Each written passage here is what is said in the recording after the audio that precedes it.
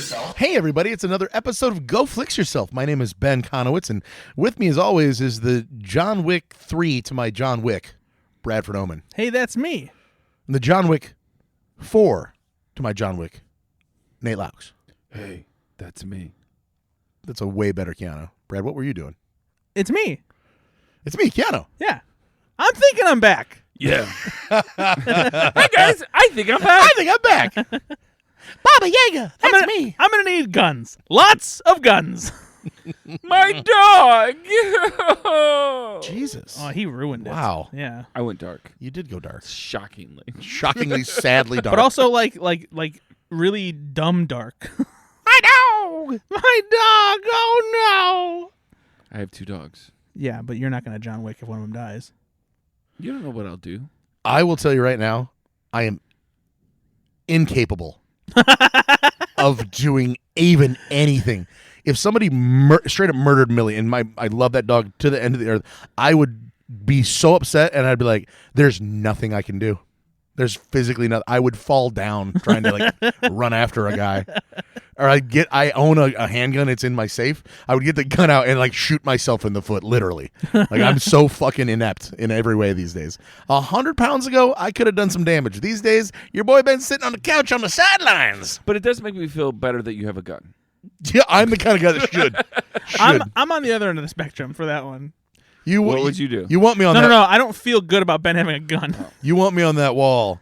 You need me on that wall. I will sit on that wall. I will be Humpty Dumpty on that wall. The only wall you're sitting on is the Great Wall of China Chinese restaurant. Fair enough. I'm sitting on the wall burgers because I like burgers. Yeah. Hey guys, it's Go Flix Yourself. It's a movie podcast. We're Yes. having fun. And the reason I chose John Wick this week is because there isn't really a bad John Wick movie, and I'm in a good mood, and I like you guys today. At least none of us were John Wick 2, which is probably the worst. And in the that's bunch. why, yeah. But John Wick 2 isn't it's terrible. still great. Honestly, I still really like that movie. speak It's that not level. bad. Yeah, exactly. But I would have felt bad if he made me John Wick 2. Yeah, you would have been like, ooh, the one with Common? Ugh. Would you have felt But actually, Common's disrespected? pretty good in that role. I'm not going to lie. That's He's true, he pretty- is. Would you have felt disrespected? A little disrespected? Yeah, I felt a little disrespected. I still would have felt pretty good, though. Disrespected. Speaking of John Wick, I don't know if you've heard, but Full Tilt Arcade here in LaPorte, Indiana, has the new John Wick pinball machine Yeah, from that's Stern Pinball. The other reason that I brought it up, because we just It's got pretty that bad cool. boy. It's actually really cool. I actually attended the launch party for it about a week and a half, 2 weeks ago, and I placed. Technically, I placed 6th in the tournament, but the person who got 5th wasn't there, so I got a cool coin from the Continental. Yeah, we gave away Continental Gold coins as prizes if you made the top 5. So now I have a coin where I can get a gun. Or dispose of a dead body. Yes, or Buy a drink. a bulletproof suit. Or buy one drink. It's not really clear how much the coin is worth. It can get you things though. It can get you amazing things. I would think that disposing of one dead body would be $100,000. But then also, he buys Common a drink. Right. And that is worth $17.50 at a Manhattan bar. So Well, makes sense. but to be fair, at the Continental, they probably have some of the best you're not wrong. So- it could be it could be Pappy Van Winkle or something like that, where it's $1,000 a bottle. Or Yeah, something. exactly. It could be Rip Van Winkle whiskey, and you wouldn't know. But still, disposing of a body and buying somebody a drink should cost different amounts. I agree. Okay, well, as long as we're on the same page Yeah. there. Because the universe of John Wick makes a lot of sense, but Yeah. that's one thing where I'm like, okay. Yeah. Question. Did you guys watch the Continental TV show? What? I got time on my hands? No, I did not. It's a TV show, Nate. We literally, before the podcast, were watching this is a movie TV podcast. shows. Yeah, but Ben, your favorite actor's in it. Who's my favorite actor? Mel Gibson. Oh, fuck, I forgot he was in it. Well, now I'm going to go out of my way. Are you talking about the director of Hacksaw Ridge? Yeah. Oh, the one in the same? Uh-huh. Yeah. No, I'll be there. All right. The star of Fat Man? Yep. Okay. You got it. All right. The star of what else? Lethal Weapon. Why is he ruining I don't bits? even know what he's doing. Yeah, we're having a good time over here. He's like, What did I do, guys? What? You're fine, buddy. Nate. Oh, I was going to ask you for the sponsor, but it's actually Brad who I'm looking at. Brad. Can I bring the sponsor next time? Sure. We're gonna have You acted like that was a thing that could never happen, but Yeah, it's very easy. Okay, good. The rules are very loose. Are you gonna do it though? Because then Brad doesn't bring one, and then you'll forget. They're like, we don't have a sponsor this week. There's a good chance I might forget. Yeah, but also don't bring something stupid like just Lay's potato chips. That would be actually hilarious. I know. He just goes out and buys something he really likes so he can eat it the whole podcast. That's exactly what you would Guys, do. I brought shredded mini wheats. You know what? No, Nate, you can't bring the sponsor. Actually, Now that we figured out your ruse. you fucking jagaloon. Guys, let me ask you something. What's your favorite way to eat pork? Oh my god! I don't know. I'm gonna say with my mouth. Not like that, you idiot. What do you want to know? Like, do you like I like shredded pork? I like a smoked brisket. A smoked brisket. That's Yeah. a good answer. I love smoked brisket. How about you, Nate? I stopped eating bacon. I didn't. What? Okay. It's just like It's like Brad, me and you, firing on all cylinders. Yeah. And over here, gumming up the mix. yeah. You know, It's monkey in the wrench. Bacon is processed and it gives you cancer. Apparently, I saw Jesus it. Christ, I Debbie saw- I Downer saw- over What in here. the hell I is saw an Instagram wrong reel. with you? I saw an Instagram reel. Is everything okay at home? No. I like pulled pork a lot. Okay, more than bacon? Yeah, evidently bacon kills From you. what I understand, bacon gives me cancer. Pulled pork does not. And maybe we can get longtime listener Alex Pappas to give some More of a definitive answer on that. Definitive answer He's on that. got a lot of a barbecue restaurant experience. He knows. Alex I think knows. I think I'd go with bacon, but pork belly is very close. Pork belly man candy from do Smitty like Smoking pork Barbecue belly, is fantastic. I love pork pig. belly. I just love pig. Wow. I do. I mean, just like there's a lot on a pig. Yeah, okay. I was talking off the air about 30 Rock, and that reminds me of another 30 Rock joke. When Jenna comes up to Tracy Morgan and she says, "Oh, you've just got to you've got to do something good to get people back on your side, like after I ate the pig from Babe." And I was like, "What? Who thinks of that joke? That's such a good joke." That's so good. I love that. Well, guys, I got a treat for you. I would hope so. Now, here's the thing. I found 2 shocking snacks on a shelf. I was like, I cannot believe this exists. One of them is less shocking than the other one. The other one, I was like, how the fuck? Who even? What? Why? Huh? And when you see what they are, you're not going to look at the front of the bag, but you'll know what it is once you grab something out of the Don't bag. tell me what to do. I'll tell you everything. We'll save that one for last because that's the weirder one. So I'm going to open this other one first. Make sure you grab yourself a nice little I'm annoyed by the sounds tonight. little bit from this bag. Ben, do you ever get annoyed with the sounds? Don't look at the front. Only look at the back. You'll know what it is as soon as you see, what it is. Don't look at the front. Only the back. Oh, is this an elephant ear pork rind? Kind of. Oh. I don't know that I like that. Actually, it's very good. It's a cinnamon. It's a cinnamon sugar pork rind. Yeah, so it's an elephant ear pork rind. You know what pork rinds are good for? Nothing. Nope. They're if you're ever on a low carb diet, pork rinds are no carbs. That's true. They're very good, good snack. So a lot of people that are on low carb eat. I Those lost that weight. are fantastic. This probably has carbs though because no, it doesn't. It only has one dietary carb. That's really good. Probably has a lot of sugar though. No, sugar's carbs. Yeah, but the sugar content is probably more than the carbs. No, No, it's Brad, only, that's not how that works. No, like, you can't just have How much like sugar is in it? Sugar becomes 1 gram. carbs. That's it. 1 gram of sugar? Yeah. No. Yeah, for there's 6 so there's 6 servings per container, so there would be 6 grams of sugar in this whole thing. Really? Yeah. Well, that is impressive. That's as amazing. hell. That is I am amazing. shocked at that. No, I would actually get these because I don't like pork rinds typically, but these are good.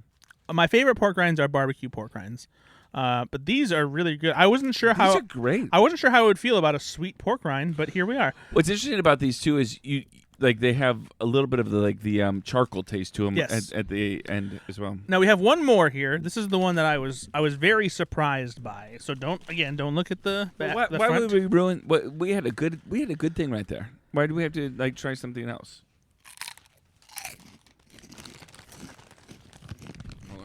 Wow. Is this like a fruity pebble?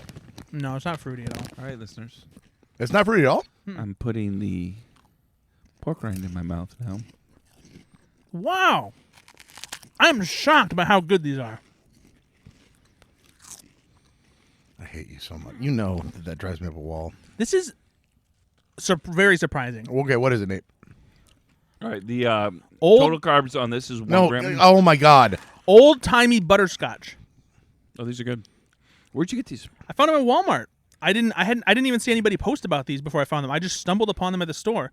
And they Let me just interrupt for me and the listeners. We're gonna be on the same side here.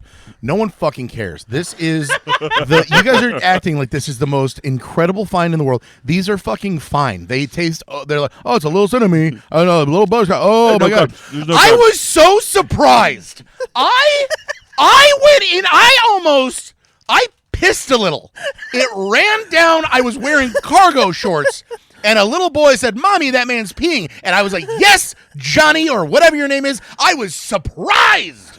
at the pork rinds. At the pork rinds at Walmart. For the love of fuck. Let's move on. But let me tell you what the brand name is. Oops All Rinds? No, it's Pork King Good. Okay, that's pretty good. Got him.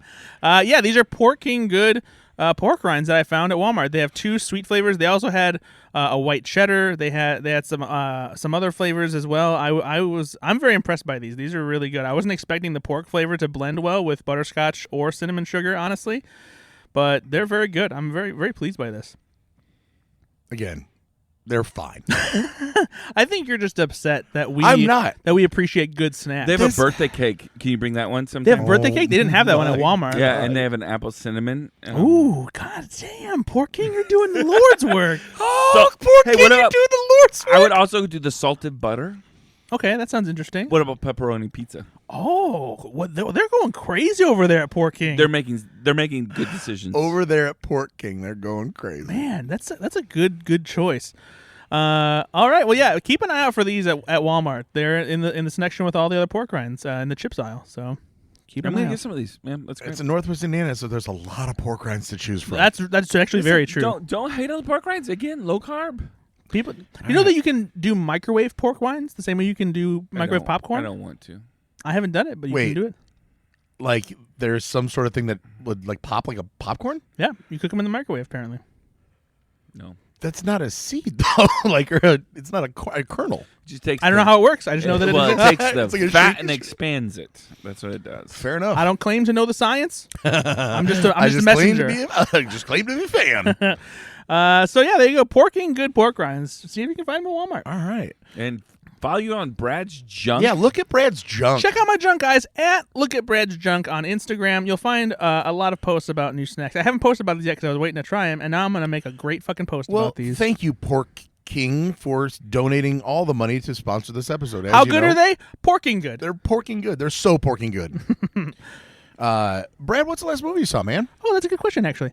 Well, the last movie I saw was actually A Night at the Roxbury because I rewatched it for our Saturday Night Live podcast, which is called the 10 to 1 podcast. And if you want to hear us talk more about that movie, you can do that over at that podcast. So Okay. it should be available now. One of us liked the film. Actually, one of us loves the film. One of us has loved the film since they were an adolescent. One of us doesn't, and one of us pretty much hates the film. Brad's is wrong here. It's a bad movie. I at least found it a little funny. Nate hates it and thinks it's the worst. I feel thing. the rocks burn. That's not a thing. It is now. It's an embarrassment to us as a country on the week of 4th of July that we allow this movie to exist. How dare you? When the focus of the movie is brotherly love. I don't care. There's lots of brotherly love films, right? Let's do it better. Let's just do a better film. Yeah, do it better, America. So that was the last movie I saw. Before that, the last movie I saw, I believe, was Beverly Hills Cop 3. I actually It's a good one. rewatched. Why? Because I rewatched all 3 of the Beverly Hills Cops movies. Getting ready for in anticipation of Axel F. I actually have a screener of it waiting for me as we write. I've probably watched it by the time this episode is out because July 3rd is when the movie hits Netflix, I believe. And here's the thing. I had seen Beverly Hills Cop, the original, several times before. I realized I had never seen Beverly Hills Cop 2. I had only seen some clips from it. And I knew I had never seen Beverly Hills Cop 3, but I knew that it was notoriously bad. So I'll go back to the beginning. Beverly Hills Cop, great. Wonderful. Funny. Opens with a hell of a car chase. Yeah. I was very surprised by how good that car chase was. I didn't remember it being that big. The action never really reaches that pinnacle again. They kind of should have saved some for the middle, I think. The second movie, which is directed by the late great Tony Scott, is also very good, kind of on par. This one, instead of going with a big chase, kind of goes for more shootouts, and so the action's a little better because it's a Tony Scott movie. Still very funny. The third one is absolute dog shit. It's hard to make a movie that bad. I don't say this like to exaggerate. This movie is downright terrible. Like the drop in quality is astounding. This movie is rarely funny. It looks awful. Like it looks like it was shot like for the cheapest budget imaginable. The story is very bonkers, nonsensical, very bad, insane, so thin. Yeah, it's just the villain is they're counterfeiting money using printing presses at a theme park. Yeah. It makes zero sense. The villain is not intimidating or interesting at all.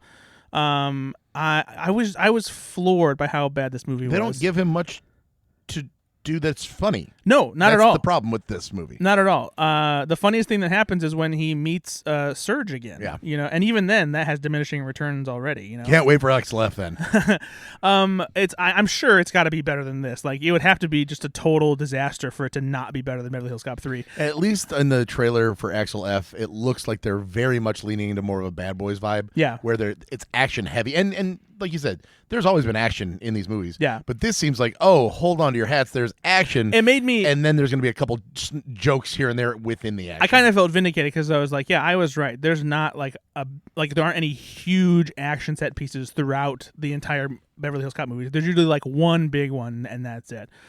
But this film was not a cheap film, right? I mean, it was a $70 million budget in 1993. Yeah, and it had... which is $150 million And today. it had a lot of production problems. They actually had to stop production for a little while to kind of like retool things, figure out how to do it.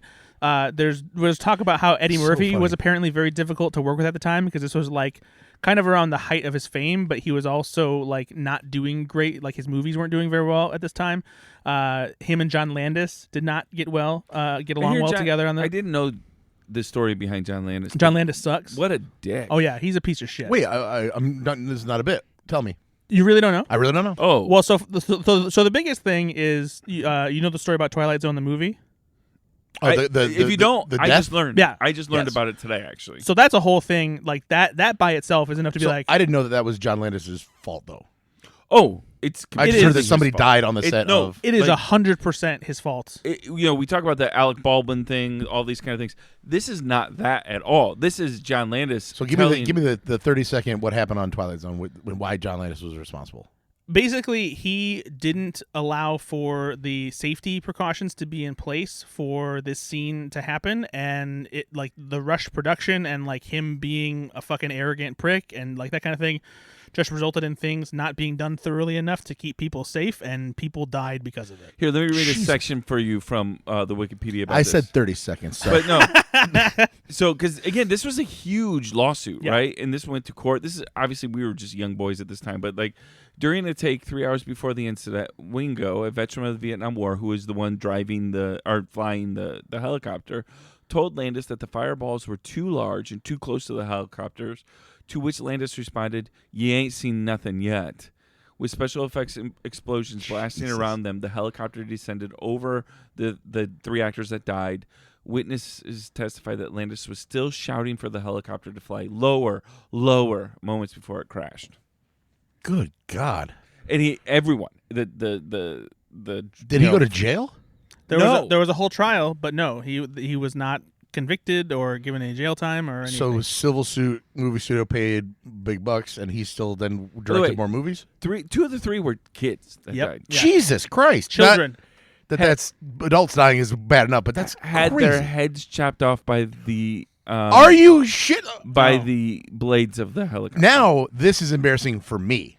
Because I like movies. I can't believe you never heard found out about this I today. knew that. No, like I said, I knew one person died. That's all I thought happened. 3. I did not know their heads were cut off by helicopter blades. Yeah. One of them actually got smashed by the helicopter, but the 2 had their heads chopped off by the helicopter blades.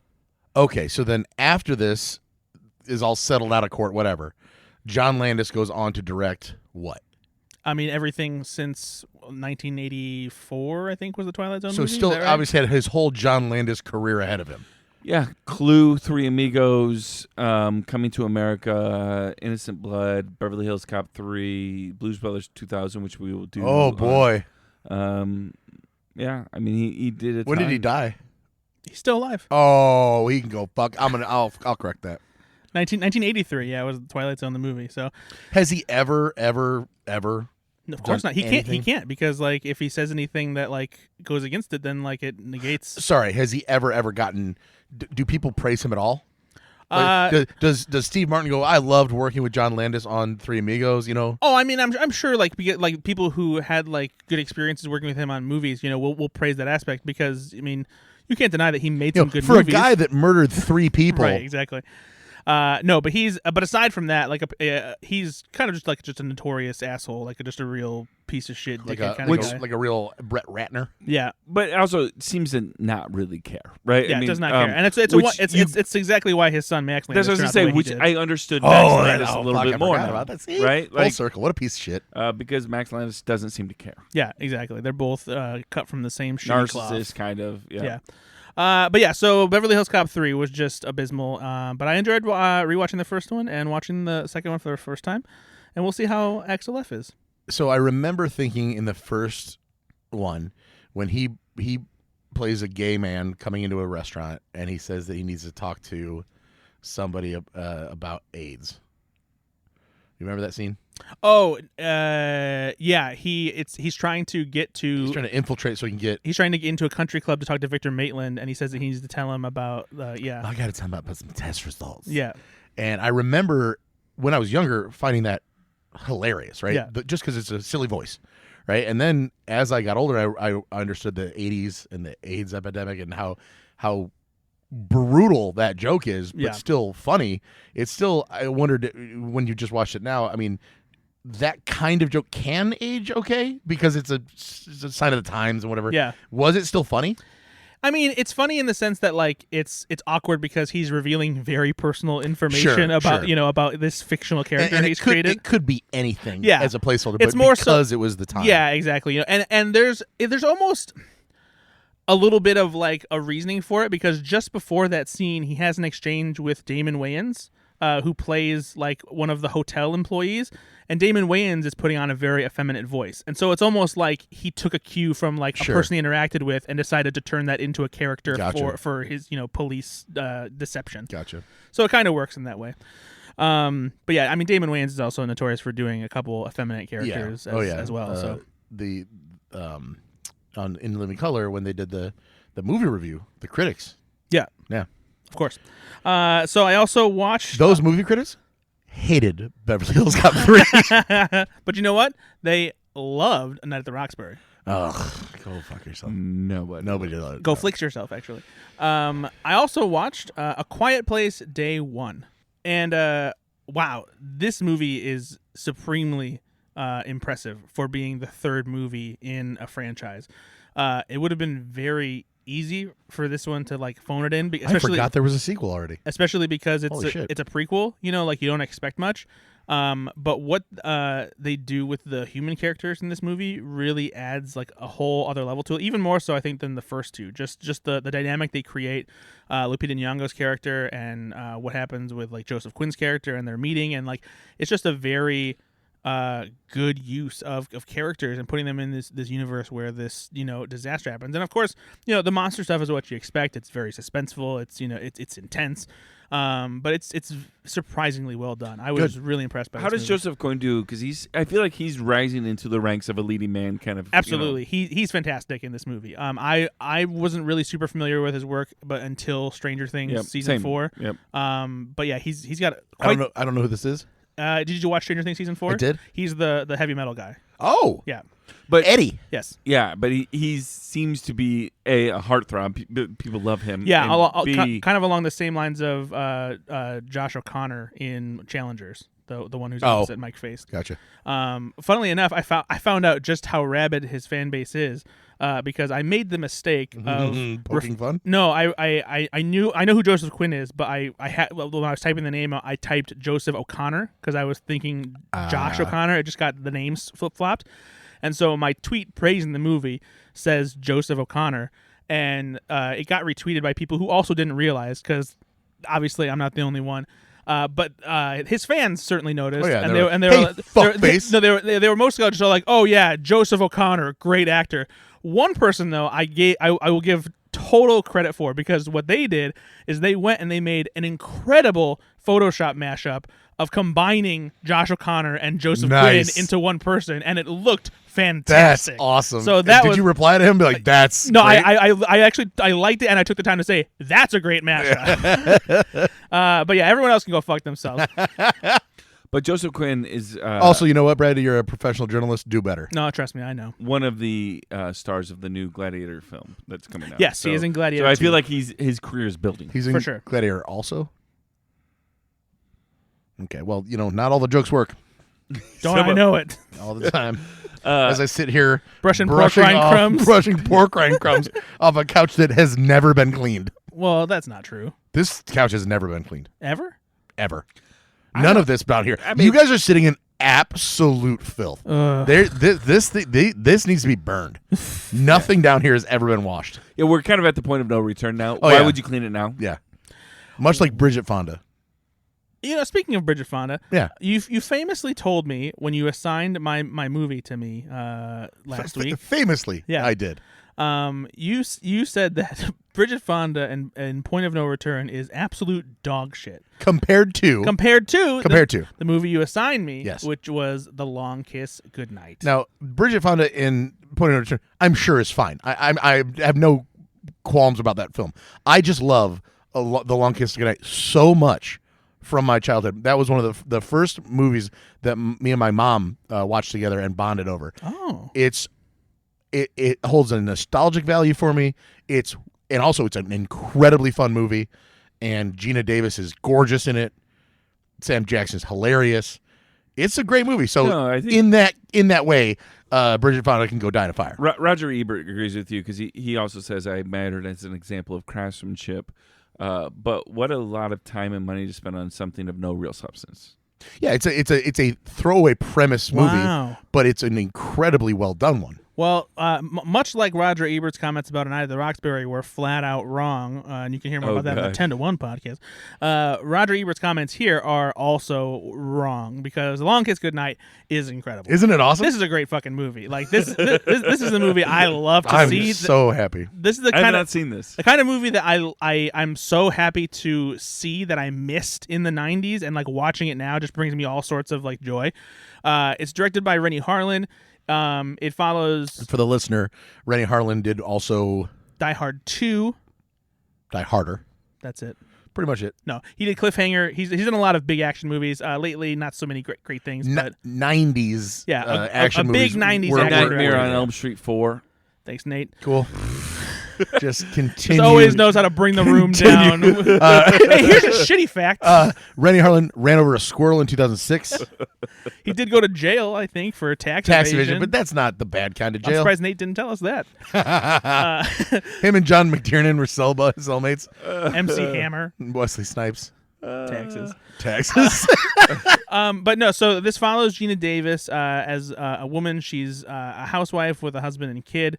Seems like she's kind of a big deal in her town. There's a Christmas pageant going on, and she's like the woman like with alongside Santa Claus in it and everything. And then all of a sudden, like this, like from her past comes around that she used to be this crazy deadly spy. What's interesting is that they set up that there's got to be something weird that's about to happen before they even reveal that, because the way she talks about her life is so strange. She like describes herself as only being born 8 years ago because she has amnesia and had no idea who she was and still doesn't know anything about her past. And so what she comes to learn is there's this entire persona of when she was a deadly spy / assassin. I mean, this was Jason Bourne before Jason Bourne. Yeah, for sure. And so she, all of a sudden, she's getting chased by more deadly people. She starts to remember. She has these like cool, like very like heavy metal, almost-esque flashes of like her badass assassin self, like threatening her own like new person self. Get your shit together, Brenda. And oh my God, like Ben said, Gina Davis has never been sexier. I was like, oh, I guess I like redheads. I imagine that that was when I had. I imagine if I saw this movie when I was a kid, it would have been very influential on my coming of age. Yes, pun intended. But no, she's just incredibly badass and super hot in this movie. Yeah, athletic, tall, beautiful, but also so assertive and sure of herself and skillful. Yeah, just the whole package. And also, I didn't realize that Samuel L. Jackson was kind of a half-ass sidekick, where like he's not fully in, where he's not having it. He's like, no, fuck this. No, I'm fucking out. Like the way the poster makes it seem is like he is her sidekick and with her, but no, he's not about all this at all. And he's not the best guy. You know? Like, he's just kind of a fuck around guy. Speaking of fuck around guy, man, Craig Bierko knows how to play just a real asshole. But it's funny. Rennie Harlan likes to use a lot of the same like, oh, it's that guy actor, and they always play like versions of like Secret Service or like private security and stuff like that. You would definitely know a lot of them if you saw them from. Do you remember? I think I've actually said this line on the podcast before, but do you remember the line that he says at the end in the interview with Larry King? I don't think I remember what the line. Larry, with women, I'm always frank and earnest. In some cities, I'm frank. In other ones, I'm earnest. He says whatever it is. Yeah, in Chicago, I'm frank. In New York, I'm earnest. I mean, that's just classic dad joke level, but it's so good. No, that's good. That's good. But yeah, I love this movie. I'd been wanting to watch for a while because I heard how good it was, and so I'm glad you finally assigned it to me. If you assign this to me, I'm not gonna be mad one day. But I was reading while you guys are talking because I typically don't listen. But honestly, there have been so many times, and let's actually take a second to address that. There have been so many times where we make like salient points over here, and then we turn to you or point out something cool that we like, and then you mention it a few seconds later. 5 minutes will go by sometimes. And he's like, and by the way, that dress went up for auction at Christie's auction house and raised $5 million for charity. And like Brad's like, I just fucking and it's a very specific thing. So then all this means though is that I look at you too much. I need to start looking at you more, Nate, so that I can be like, hey, make you feel bad. Stop it. I got a like ADHD. Yeah, clearly. But I wanted to say this because this is an important part. Did you want to say that Sam Jackson is in this film? No. Gina Davis says this is the favorite film. This and Thelma were her favorite characters that she ever played. Yeah. Sam Jackson says it's his favorite film of his to watch. Yeah. Makes sense. And Rennie Harlan says it's his favorite film that he's ever made. So that's pretty good. Written by Shane Black. Yeah. Oh, I somehow missed that. Did you really miss that? That's awesome. Yeah, isn't that great? Makes perfect sense now. Yeah. But all those things together makes settings. Yep. Yeah. All these things together makes me Nate, this is a Christmas movie. Yeah. I'm in. Yeah. You're gonna love it. Now you're gonna watch it, even though we don't give it to you. You don't have to do the same. Yeah. I love it. Watch it. You'll probably watch it now. Yeah. In anticipation of July's Christmas. Yeah. I got headphones on. You're good. Go ahead. Talk about stuff. I'm fine. What are you doing? He's gonna watch the movie now. Are you updating your Zynga? No, he's watching the movie. Oh, okay. That makes sense. Those are all the movies I saw. But hey, Nate, I watched a TV show. Nope. Nate, what's the last movie you saw, buddy? You know what? Just like parents taking the kids home, if we have time, we'll stop for McDonald's. If we have time, but right now we're gonna stay on pace and we're gonna talk about the last movie you saw, buddy. I watched season 3 of The Bear and it was great. Oh my god! That's all I'll say. Season 3 of The Bear, it's fantastic. Don't listen to people who are bitching about it because like this happens on all successful shows. Yeah, it does. It's just not as good as the first 2 seasons. Yeah. And here's the thing. I will say that is accurate. If you were to compare the 3 seasons, this is the worst of the 3 seasons, but it is still stellar. But don't say it like that. It's not the worst. It's just like. It's just you can't say it's the worst. No, I know, but worst implies that it is bad. No, I know that's what I want to clarify though. Is a lot of people are saying that that it is the worst season of the 3, but it is still fantastic prestige television. Instead of a 99 and 98, this is a 96. Yeah, and everybody's still mad. Really, Yeah. like fantastic. It takes some interesting swings and like does some creative moves that you might not expect and that you might not fully understand at first. But to me, The bear is now a hotel. to me, it all made sense. It does something really beautiful with the characters. It loses some of the things that you might have loved about the first 2 seasons, but I think for a good reason. You'll understand that when you watch it. But yeah, fantastic performances, great soundtrack. Love the story. Do they still say cousin a lot? cousin. No, honestly, not as often. All right, No. well, I'm out. And for that reason, I'm out. But there's some really fun cameos. There's some. Is Oliver Platt in the He third is. season? He I Okay, is. do love good. Oliver. I And love- there's some fun shots of Chicago. Let me just real quick. Let's just talk about Oliver Platt and Love how much Oliver. I love him. I'm not kidding you. I love Oliver. I Platt. love Oliver Platt on the same level.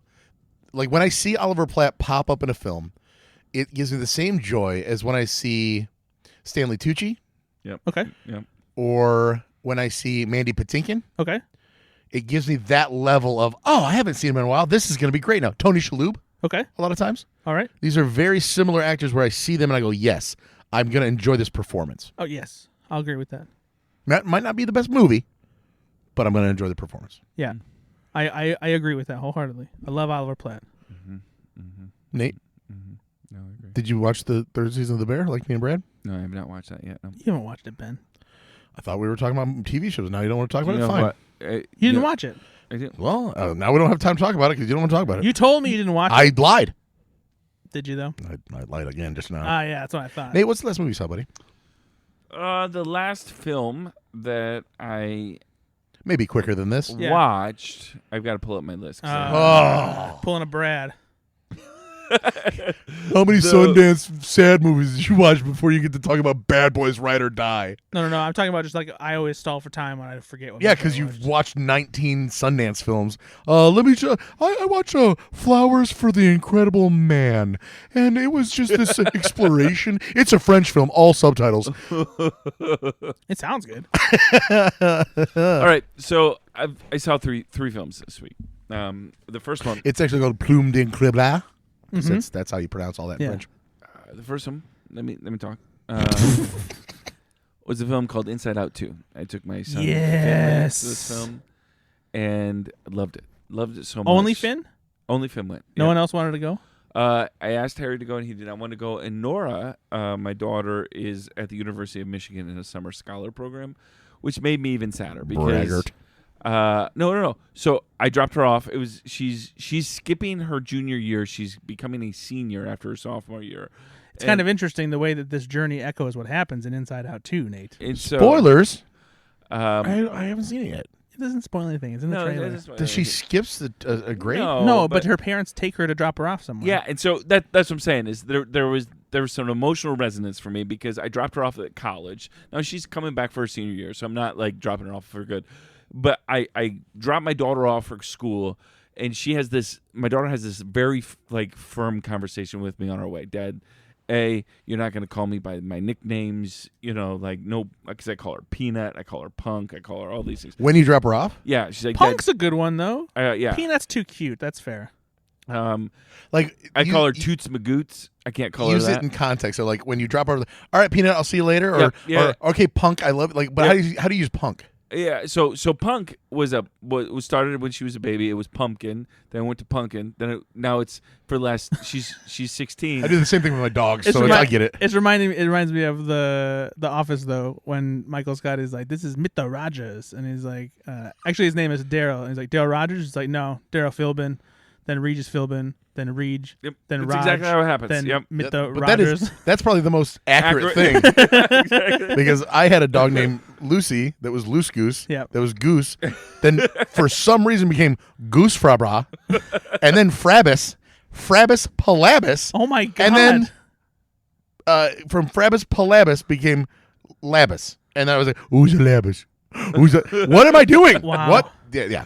And so yeah, exactly. So I call Nora at the arcade. She's an employee of the arcade. I call her Labis. oh, good. that makes sense. Now I'm gonna call her Punk. You can call her Punk. Oh. So typically, like tonight, I text her, "Hey, how's it going, Punk?" That is the one I call her most. If I see her and I'm joking with her, I'll call her Toots Magoots. But anyway, so she has this conversation with me. Don't say those things, right, Dad? Because she's like, we're going to this thing. I'm trying to project that we're really cool. Wait, she's trying to project that you and her are really cool? Yeah, like, really like cool. cool people? Yeah, and I'm like, here's the thing that you don't know about me, Nora, and you're going to learn is my coolness is innate. I don't have to pretend, right? No, Nate, driving up to drop your daughter off at a college program, for the listener that doesn't know you, you are 6'4". 6'5". 6'5". Sorry. Just went to the doctor. They measured. You have salt and pepper hair that is coiffed, and you are clean shaven, but it's a little bit of a 5 o'clock shadow. You dress well, right? You have an air about you that is confident. You're a talented orator. So she's looking at that like, that's the dad I want. I want that handsome, devilish grin, like impressive dad. I don't want, okay, Peanut, I'm gonna see you later. No, I think she wants everything that I'm just not, because I'm not impressive at all to her. And so, does she know you do 2 podcasts? In a basement? No, here's the problem: is she knows both of you yokels, and she knows we're not cool, right? Okay, well, I fucking disagree there. All right, you tell her. You know what? I want to have a meeting. Hey, and you tell your fucking daughter that I met Chris Hemsworth. I will. And they had an inside joke. Yeah, we shared and locked eyes and had a good laugh. So, no, here's the thing is teen daughters, they're the meanest people in the world. She'd be like, oh, you met Chris Hemsworth. I bet that was special for you. Yeah, no, and Nora is especially good at that. Oh, yeah? How long ago was that? Yeah, as her boss, let me tell and you. I'll cry. She's mean. She's real mean. I'll say something. She's sharp. She claps back quick, and then I think about it for a while. And that's damaging to my ego. And so, I'm like, hey, Nora, how's your day? And she'll say, and I'm not going to say what she'll say. She'll just say something, but it'll just be about maybe how I'm dressed that day. And I'm like, wow. Oh, you felt confident going out. And then I'll go into the bathroom and look at myself in the mirror and like, damn it, Konowitz. So we go up there and I drop her off and I follow the rules that she lays down. I give her a hug and I don't cry because I'm told not to cry because, again, what grown man cries? Except me every night at around 10 to midnight. And so I... Wait, is that a 2-hour cry?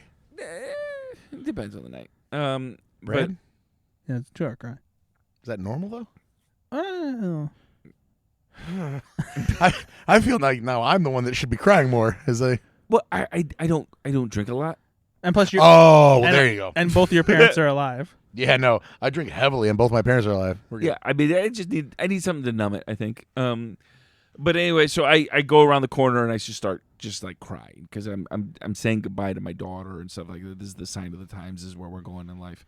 But also very happy for her. So then next day I go and see Inside Out 2. Inside Out 2. That was not a smart decision for you. And I'm just wrecked by this film. I'm sitting with my son who grew 5 inches this year, who's getting bigger, who tells me on our way there, because it's just him and I, he's like, Dad, I broke up with my girlfriend. I'm like, you did? And I only met his girlfriend once. Now, mind you, listeners, he's going into his freshman year. So he's just in 8th grade, and he has this girlfriend, and she's like, yeah, Dad, she said she loves me. And I broke up with her. And he's like, and I'm like, we're 14. What do you know about love? Hey, you know what? Every time Finn gets mentioned on this podcast, I gain more respect for him. I'm not joking. That is the most wisdom beyond his years. But that can be a slightly detrimental, only because young puppy love when you're that age is normal, you know. Yeah. But I'm loving that he's able to step outside his life and look at it. But that's also that's wow. That's a big thing, man. It gets better. Oh boy. And so he's like, and I'm having this conversation with her, and she starts to cry, and she's like, I want to build a life with you. Oh boy. Oh. Okay, well now it's easier to step outside yourself. So Finn deadpans and says, Dad, I just had to tell her, I've got no means of income. Oh, my eye, my fucking eye. Oh, God damn it. I have no means of income. Stop talking. Oh, please stop talking. Please. We cannot build a life. A few moments later. Okay, so this seems abrupt. That's because old one eye Konowitz over here. Listen. He laughed so hard that he bumped bumped his microphone. And I'm explaining to you why I'm calling him one eye Konowitz. because the reason that Ben had a little bit of a freak out and like crying with his laughter there is because Ben got surgery on one of his eyelids, and right now he's at a point where he still has some stitches in his eyelid, and it's uncomfortable. And so when he laughs, when I like close my eye hard or I wink or it hurts like a fucking wildebeest. It is so painful. And so this little tidbit from Finn, it was so fucking funny that I was. If you could have seen me, I was pawing my cheek downwards to keep my eye from closing while still cackling like a hyena somehow. Yeah. It was just it was a little embarrassing. And so we think something that happened with like bumping his wire or something like created some kind of a glitch, and so we lost a little bit there. I will have the listener know it was a solid 2 minutes of joy pain. Yeah, which is the new character from Inside Out 2. He was crying from laughing and crying from laughing. Oh. So hurt.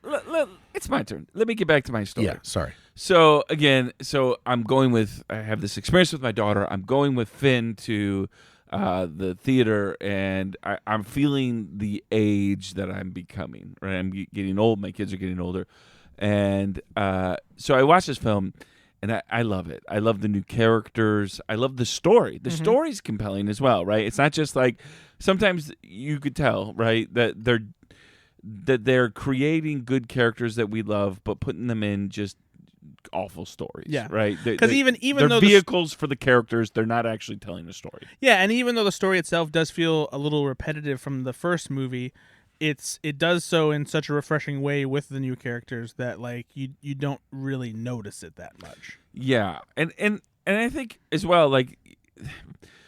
So as those of our listeners that have kids and things, or you might even remember what it was like being a middle schooler yourself, you do start having to work through some complex emotions you didn't have 2 or 3 or 4 years ago. And so I like the idea. I can't wait for the next one. I hope that they work on other emotions that you start feeling as a high schooler, you know? Yeah, because they haven't done like full-on romance yet, you know, and that's a whole other complicated thing. More self-doubt, these guys, you know, I mean, there's harder and complex emotions as well. The one thing that I will say that I thought this film was missing, I think it had a lot of emotional resonance, especially for me based on the things I was going through, but there was no emotionally resonant scene that absolutely crushed me, like in the first film, Bing Bong scene. That film or that scene there is still for me one of it's a beautiful scene. It's a scene of sacrifices. It is just genuinely just a fantastic scene, and I didn't feel like the Bing Bong scene there was a comparable part to that in this film. Just remind me what's Bing Bong. Are you fucking kidding me? I only saw the movie when it came out in 2009 or whatever. Bing Bong, the imaginary friend who dies in the movie. Okay, well, if it's like one of the most heartbreaking moments. Bing Bong. If Nate would have his said his name is Bing Bong. If Nate would have said the imaginary friend that dies, I'd be like, oh, I remember that. I remember sorry. his fucking name. It's a character name. I'm sorry. You meet somebody named Bing Bong and you forget their fucking name. You don't forget fuck off. If I would have met, there's not been a single Bing Bong in my life that I've ever forgotten. You meet a half elephant, half cotton candy person who has a rocket wagon, and his name is fucking and the voice Bing Bong, of Richard freaking Kind, and you forget his name. You're gonna hate me because I forgot he was an elephant and candy cane or what a candy corn. You know what? He cries candy corn and other assorted candies. Maybe that's what I remember. You put respect on Bing Bong's name. Like the only reference I have to Bing Bong is the fucking Lonely and the Bing Bong twins from like 2009 or whatever. That's what I thought. Like Bing Bong. We're done here. Did you guys not remember the Lonely Island's Bing Bong twins? I know the Bing Bong twins. Yeah, but you know what overshadowed it? Bing Bong, the imaginary friend that made me cry real tears. You know what? Richard Kind is an incredible voice actor. He is. He really is. He voices Tuttle in American Dad, and he always makes me laugh. No, he also Richard Kind just seems like a genuinely just a nice person. Yeah. So. I think I agree with you. I do think that there's a scene in the middle that Joy has that comes close to having that level of emotional resonance. But I do think the Bing Bong scene works for both kids and adults, but the Joy scene in Inside Out 2 maybe only works for adults. Because there's one very specific line I'm thinking of that she has, and I don't want to say it in case anyone hasn't seen the movie. I know that line, and I agree. Yeah. I agree. But yeah, because that one I was like, oh boy. You like this film quite a bit too. Yeah, I love this. Oh, I can't wait to see it. Honestly, I haven't been excited for a Pixar film in a while. I've missed the last 3. You haven't seen Turning Red? I didn't see Turner. You haven't seen Luca? I didn't see Luca. You haven't seen Soul? No, I saw Soul. Okay. I haven't seen Elemental. Was Wish or Oh, was Wish Elemental. Disney? Okay. Soul was the last one I watched. Lightyear? Did she Lightyear? I did see Lightyear. Lightyear's okay. Actually, I forgot to talk about that. I watched that with the boys and Ashley a couple weeks ago, and I forgot to mention it on the podcast. It's fine. I liked Socks. Oh yeah, Socks is great. Yeah, great character. Yeah. So yeah. So you liked Inside Out 2? So Inside Out did. 2. You liked cried. it. What's the? I saw a couple other films. What else did you watch? I was very, very rudely assigned a film by my friend Brad. Rudely. Well, first And you were Ben. assigned one by Ben because it's Ben. a movie that you didn't watch last I week. watched only because, half it, we but- didn't go through official channels. But I rewatched. Yeah. And by the way, fuck you. I'm sorry, Pastor Nate Loucks, but fuck you. Because honestly, like it was that. How much more official is it if it's on the air and I tell you in front of the listener like this is your movie? Okay. You're just pissed Do you know because that if I was because I didn't listening- follow up. Do you know if I was even listening? That's a so fair fucking. point. You know what? Overruled. Objection. Overruled. You have a natural proclivity to watch your devices instead of being on the podcast. So I will allow you. Well, that's sustained then. No, actually. Oh yeah, no, it is. Yeah. Let me actually speak to this. Yeah. For the first Court time, movies. I was gonna say you'd say lawyered if you were a lawyer, but like court movies. Fuck Guys, my for eye. the God first damn time it! I can't do this. in my life, I had to test. I got a subpoena and I had to testify in court Whoa. for the Whoa. first time in my life. It was a pretty major thing. Was it as a witness or I was a witness to what? Murder. Well, Murder. Our local listeners will know this, but we seem to have a lot more non-local listeners, so this is going to bore you. But, Mitch, I'm sorry, buddy. Yep. Sigh, not for you. But 3 hours later. It's a long way to go to not talk about Alien. Yeah. so speaking of He tricked you, Yeah. and it worked. Tom Skerritt, Listen, I'm easily tricked. Tom Skerritt, yes. was in a show called Picket Fences. Do you guys remember that show? I remember It it exists. existing. Yeah, Nice. I used to watch Tom Skerritt with on Picket Fences with my grandmother. So when I talked about Tom Skerritt last week, it was an honest Cool. approach. He is in this film called Alien with Sigourney Weaver, and I was assigned this film. And this combines two things that I loathe: space I want movies. you. Hold on. Wait. Horror in space. This Space Ben, movies and I horror. want to remind you that you were pissed at Nate going into that conversation, and he used a tricky Yeah. court story to listen, put you on his side. I am so on He his side right now. lawyered you. I don't care. I know what happened. I'm cognizant of it, and I'm now so on his side that doesn't bother me anymore. That's how good the trick was. Yeah. So I'm all rainbows and butterflies over here, and also it's because he did watch the movie. I watched So both now movies. Yep. I'm fine. I also watched this film, both films with Finn. And So this, I mean, I don't think that we need to say for those of you that don't know, but yeah, I this mean, is you've 1979 everyone's seen this. classic Everyone horror. but me has seen this film. You know, And this was interesting, right? So there's a lot of this film that doesn't age well in the special effects, obviously, right? This is a film made what? I disagree for the most part. when's the last time you Bradley saw it? Bear. I watch this movie at least once a year. There's There's a couple things that are there just puppetry type No, things. there's some practical the things. last scene or the last scene, let's say, with the alien is cheesy as hell. I don't think it's cheesy. It's a practical suit, but it's still the way it's shot and the way it's lit still makes it look scary. I'm never taken out of it and think, oh, that looks like shit. You know? No, it's not All right, bad. can I say spoiler it's- and talk Yeah, specific? you're fine. Okay. Yeah, we can't spoil a 1979 Yeah, movie okay. at this point. You can. The scene where he's in space and he's trying to get back and he's floating to that was the worst special effects I think I've seen in a film. That's That's not awful. true. I Okay. know that's not true because I It know some of the was movies you've seen, awful. and that's not true. Okay, so this here's the thing. It was awful. Hold on. Finn even commented, "Dad, that was bad." Here's the problem with what he's saying. He doesn't know this because this is the only horror space movie he's ever seen. He has no concept How bad of it can get. contextualizing any of this. There are so, and I'm going to say this again, so many bad space horror movies. This is, so if you thought that was bad, oh my God, bud. This film is good. This film It's is great. good. I'm saying there were some special effects that haven't aged. Yeah, well. That's all. It's, That's all. It's 45 years old or whatever it is. Or just like the whole idea of like I Good said, quick math. is What? it 45? I was just saying good quick math. Yeah. Was it actually 45? Yeah. 45. Oh, shit. 1979. 79? Yeah, what is that? 89, 99, 2009, 2019, and then 5 years. Oh my God, yeah, that was good quick math. I told you. Thanks, man. Thanks for coming. That was like an estimation guess, a guesstimation. Yeah. Some of the things I liked about this film, as a horror film, let's talk about that. I liked the way that they use sound in this film. Mm-hmm. It's a really well done, kind of really well placed. There's not a ton of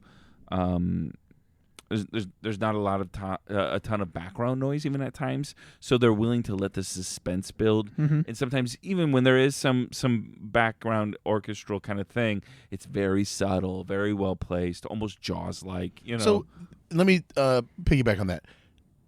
That is a lost art.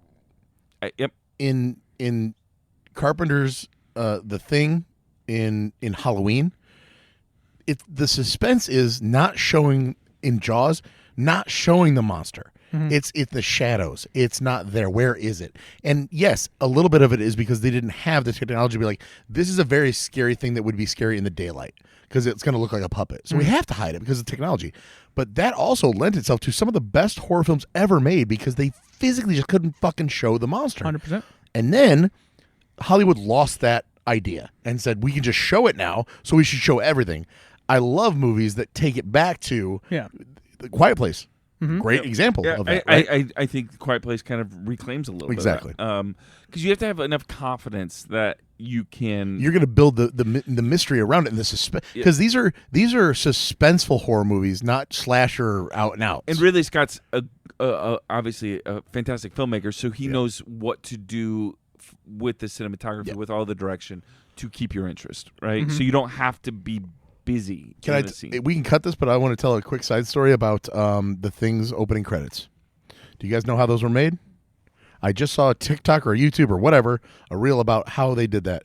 And John Carpenter had a fish tank that he filled with smoke and then stretched a very thin, like 3 mil black garbage bag over the back of it. And then the letters, The Thing, were there. And then he lit the letters on fire so that they evaporated, kind of. And it was all this. We didn't have any money.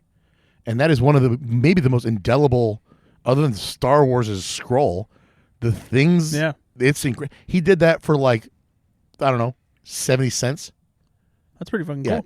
Look up John Carpenter talking about The Thing opening credits. It's so fascinating. Anyway. So a couple other things about this film that kind of made me laugh a little bit about just how much we've grown for science fiction films is, we figured out cryogenic sleep, but the screens to figure out what's in space, if you go back and watch like what they're trying to see what's in space are so very 4-bit, right? Well, yeah, because it's the Star Wars problem, right? You're intergalactically traveling, but it's a 4-bit screen that you're looking for. Yeah, your computers can only be as advanced as they are at the time. Yeah, you know? the nice thing about Star Wars is they've created a separate world, right? So this is supposed to be, but still, this is supposed to be in the future.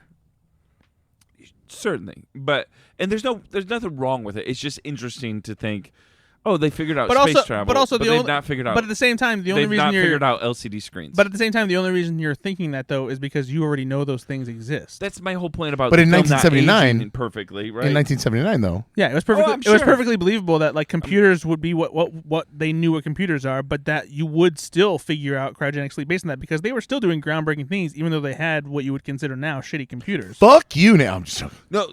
Sidebar.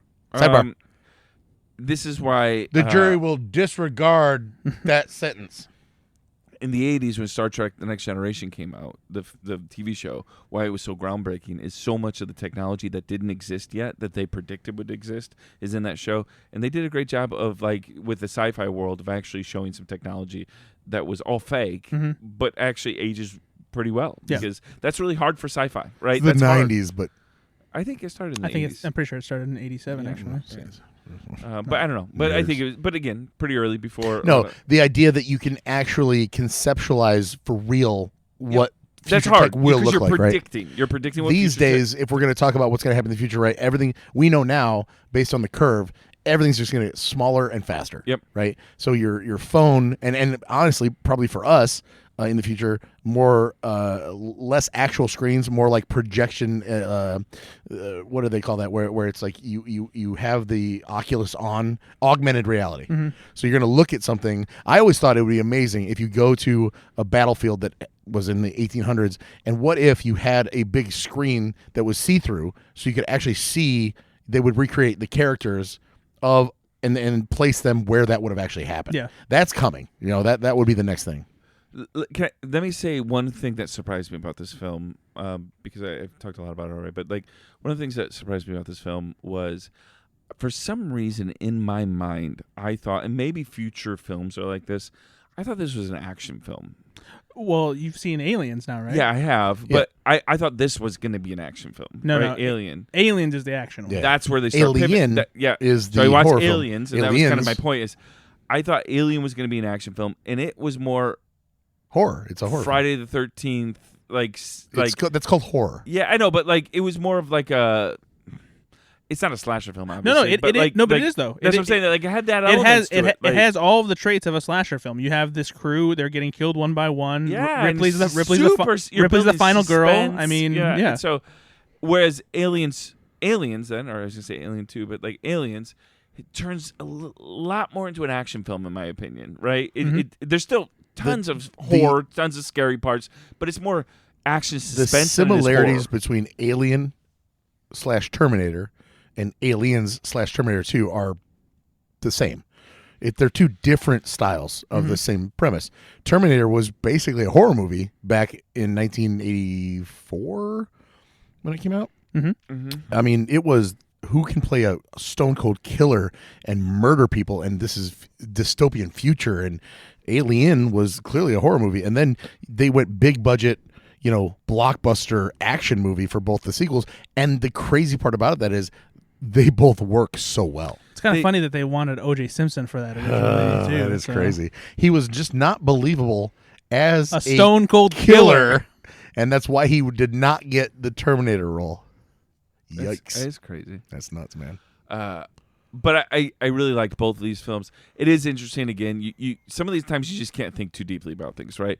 How did Sigourney Weaver become such a badass when she's been cryogenically sleeping, right? Like she becomes a kind of a badass in that second film. I thought, like she, though, also has just been the only one comparatively that has met these aliens before, so she knows what they're dealing with. Yeah. So she's got a little bit of that pre-existing condition of like, no, you guys have to take this seriously. We're gonna die if we don't fuck. But in the first film, she's a little bit more of a helpless slasher film, victim, right? That survives. I mean, she's not helpless. She's tough. No, she's tough. She's a badass. She's tough, but she's not like she's not Jamie Lee Curtis stabbing a fucking hanger into. Yeah, but I guess she is. Well, actually, but to counter that, Jamie Lee Curtis is not a badass in Halloween either. Jamie Lee Curtis is more helpless than Ripley is in the original That Halloween. was my point. Oh, okay. I just said it's not like Jamie Lee Curtis becomes Sigourney Weaver was not. Gotcha. No, Jamie not Lee at all. Curtis. Yeah. Ripley had her head on her shoulders, and point. she survives an attack from an android. She was methodical and pragmatic and logical the entire time, and she had a plan. And but she's also looked great in a tank top.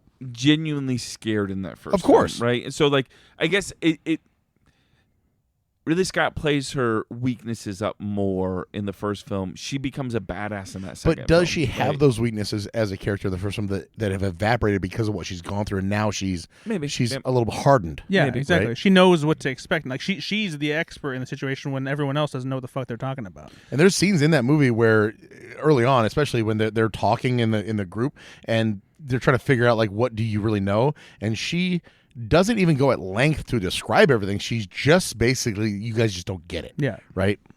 Yeah. No, I actually... Which one did you like more? I like the first one better, but... So more horror space movies for Nate. It's a toss-up, honestly. Like, they're both so good in their own way. I liked Aliens better, obviously, because I'm more of an action guy. Mm-hmm. It is interesting, though. I was looking at the whole... I've not seen the whole series, obviously. I've only seen the first You can two. stop. You should keep going. But you can stop. But how incredible the director and miss a Charles Dance performance for the ages. You can stop. But we've got like David Fincher is Alien 3, right? Yeah, but don't get too excited about Yeah, that. I know. That's problematic. Yeah. And so like you've got Ridley Scott, James Cameron, and David Fincher. David Fincher's films, obviously, as you suggest, is not any good. But those are 3 incredible directors. And there's moments in the third one. Also, Fincher's, it's not his fault. No, not at all. That is studio meddling all day long. Oh, is that right? Yeah, Okay. yeah. There are many stories of production woes on Alien 3. If Fincher would have been able to make the movie that I'm sure he set out to make, we'd be talking about that as the best of the 3. Like I legitimately could think that because of how talented he was at the time. You know. How does Paul W.S. Anderson do? His worse. Yeah, somehow even worse. All right. Well, yeah. Anything else? Those are the films I should. Okay. How about you, Benny boy? What did you watch? I'll start with my my assigned film. Oh, gonna start with the assignment. Yeah, Okay. I watched. Let's say the last movie I watched was The Night at the Roxbury from our old podcast. Yes. The one before that though was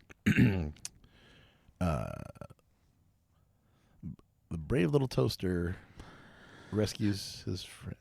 Or something. Wait, was it The Brave Little Toaster Goes to Mars? Yeah. Nope. Oh no, it was the third one? Brave Little Toaster Rescues something. Oh, The Brave Little Toaster to the Rescue. To the Rescue. Oh 1997 film. no. Yeah. That's like the third one. Yeah. No. So So here's Why though? Why'd I you understand. do I that? know it's because of the kids, but like you can't convince them. Like, listen, guys, this is a bad idea. now here's where have they seen the actual Brave Little Toaster? here's my problem as pseudo stepdad here Yeah. is that Pseudo-dad. when they said, do you want to like, oh, the Brave Little Toaster, we saw it on Disney Plus, Brave Little Toaster, and they're like, oh, we want to watch that, and I didn't know that there were 3, so I just clicked it. Buddy. I didn't. Dude, you got a computer in your hands at any given moment. They pointed at it and said, "We want to watch the Brave I know, Little Toaster." but it's up to you as a responsible pseudo quasi parent to do your research and be like, well, hold on, do you need to watch one of these other movies first? You failed them.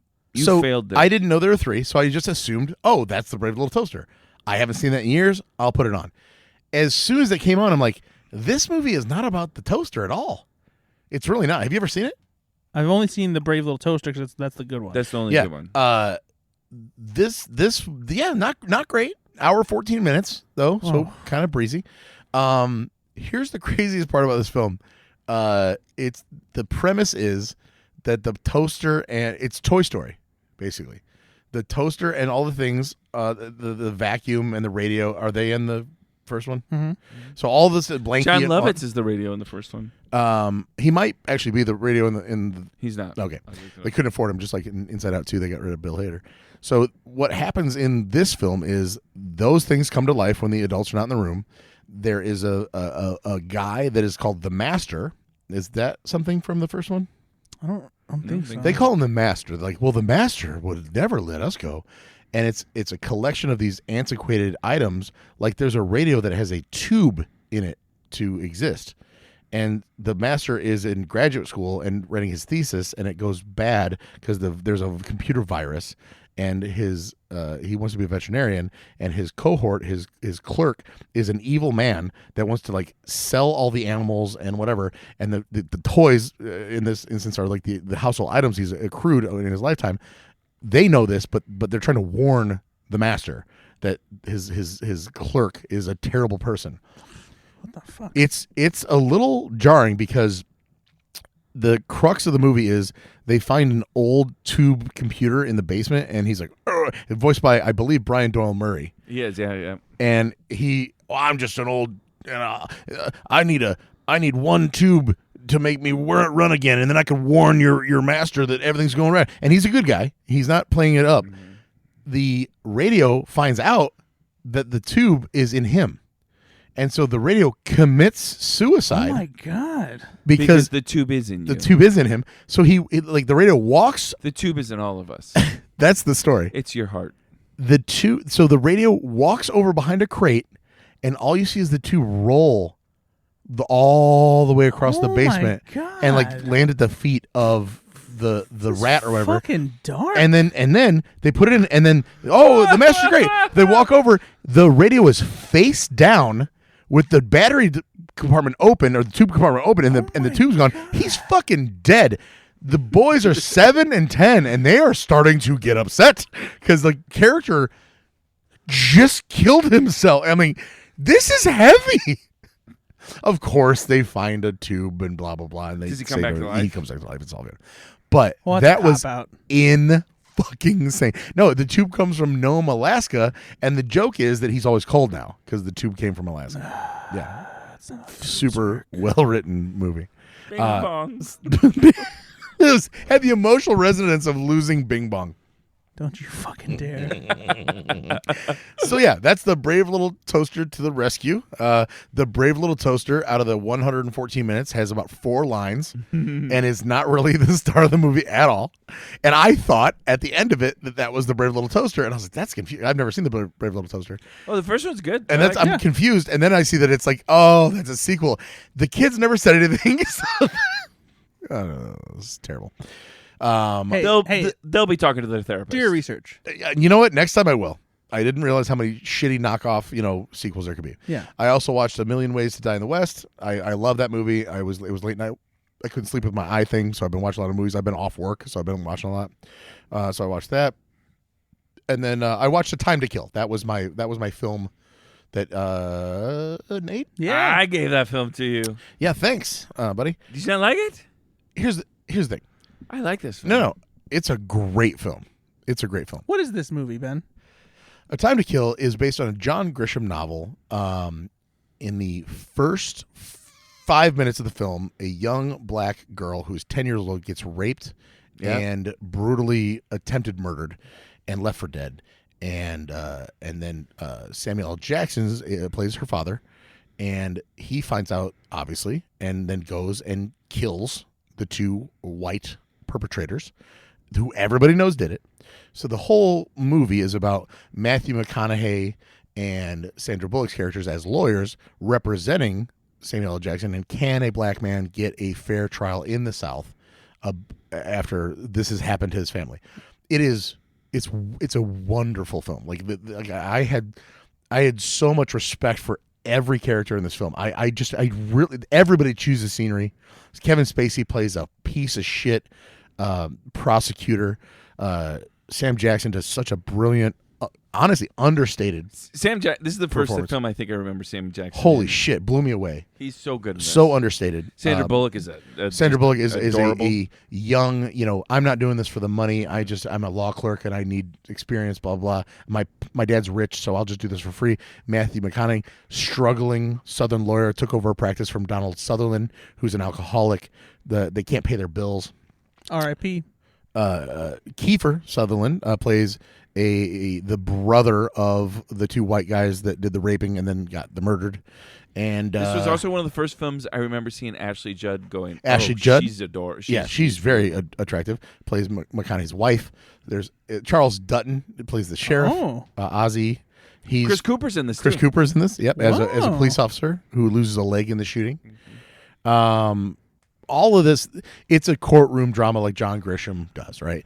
80% of the film takes place in the courtroom. 75% takes most of it, yeah. Whatever. But I liked it right off the bat because it's July here in Indiana. It's sweltering, and this movie is nothing if not showing you the heat of the South. Yeah, everyone's sweating. Oliver Platt shows up. And I just talked about how much I loved him, and he puts on maybe the most ridiculous Southern accent I've ever heard. Mm-hmm. And I'm like, oh, that is jarringly taking me out of this movie right now. It's the one time that I was like, ah, darn it, because he's not great. He grows on you. Is it bad? It's. I don't remember it being bad. It's originally bad to me because maybe it's just like I know he doesn't speak like that, so it felt. Is this based on a true story? No, I don't think. No, I mean, it Grisham's novels normally could aren't. be though. Okay. I mean, like it doesn't. But it is the first 5 minutes though are horrible. Yeah. And I'm watching this movie alone. They're hard to watch almost. And I'm going, yeah, it's literally hard to watch. And I go, fuck you, Nate. Like, come on, man. Like, I'm like, oh, cool. It's gonna be like a The Firm, or something like it's a thriller. This is a gut punch immediately. And then but the filmmakers chose that angle. Who directed this film? This is directed by Joel Schumacher. So R.I.P. from the get though, it's got you. And because of that opening scene, like now I'm invested. Now I want to know what happens, no matter what. And so for the first maybe 10 to 15 minutes of the movie, it lays out exactly why you care. And it does it baits such a deep hook that even if you were somehow bored by, it's 2 hours and 26 minutes. Oh, wow. So even if you're somehow bored a little bit by this or that. It is a long film, but the whole time I'm like, I didn't pause it once. I didn't pee. Wrapped. I was attentive the entire time because of the opening. It was the first film, not to get too political, but it was the first film I watched because I watched this when it came out. My mother loved this film, and I remember watching it with her, and she wanted me to watch it. It was one of the first films that I watched that like racism as a thing was presented to me, and I'm going, oh, this just seems unfair. Right? I was so impressed by the fact that this holds up as far as how they treated the race aspect in the 90s, because John Grisham, and I don't know how closely they stuck to the source material. I don't either, yeah. But there's so much of like Matthew McConaughey is not a white savior in this film. Like that would be the easy way out. But him and Samuel L. Jackson disagree. Sam Jackson takes advantage of him at certain points. The NAACP comes through. There's a lot of there's the Klan and all this other stuff, but this is not a white savior movie, even though if you watch the trailer, like, oh, cool, white lawyer represents black man. It's the Green Book. If the Green Book was the Constitution, cool. It's not what happens. There's so many more layers to this movie than I thought. That's what I like about it, is it does play on the layers. Absolutely. It's a lot more complex. And even the like Donald Sutherland's character, who is a drunk, who had to he got disbarred. He's the one that recommends the expert witness that ends up not working out well. And it's like, it's not like Donald Sutherland's like telling his protege, like, I'm going to fuck you over because I don't like you. He's trying his best. And the expert witness that he recommends ends up just having a more nefarious past than maybe he let on. Mm-hmm. Not anybody's fault. But how do you deal with that when you're in a capital murder trial and he could be going to the gas chamber all because you made a mistake as my mentor? Like, this is a 7-layer dip of a movie. I really enjoyed it. Thank you, Nate. I actually, if I had time, because I watched it just like 2 days ago, I was going to start watching like The Client and The Pelican Brief and The Firm again. Like, it got me into the mood to funny, watch. I haven't seen the only. No one cares, Brad. The only Grisham adaptation I think I've seen is The Rainmaker. So you've not seen The Firm? No. Oh, sorry. I've seen The Firm. Yeah. Okay. I watched The Firm fairly recently. No, I haven't seen Time to Kill. You're gonna get this because haven't seen The Client. Haven't seen Pelican Brief. Get ready, buddy. I know I just explained the entire movie of no, but it's one of those things. Oh yeah, you watch it and you're like, this is what he's talking about. Like, the only things I knew about Time to Kill is I know what the premise is. I every clip I've seen, everyone always looks very sweaty, so I knew they did a good job. And again, immediately, Nate, it was hot, and I had just turned up the AC like up to 70 instead of like my normal 65 because Ashley and the boys were over and they freeze at my house, and so I turned it up and I forgot to turn it back down, so I was sweating as this movie played. And I'm like, all right, yeah, good movie. And then again, immediately just hard to watch. And I'm like, oh, thanks, buddy. And of course, I know Sam Jackson's big line, which is yes, they deserve to die, and I hope they burn in hell. Yeah. This is that's the you need me on that wall. You keep saying you need me on that wall as if that's the crux of the yell. Yeah, but like the big line is you can't handle the truth.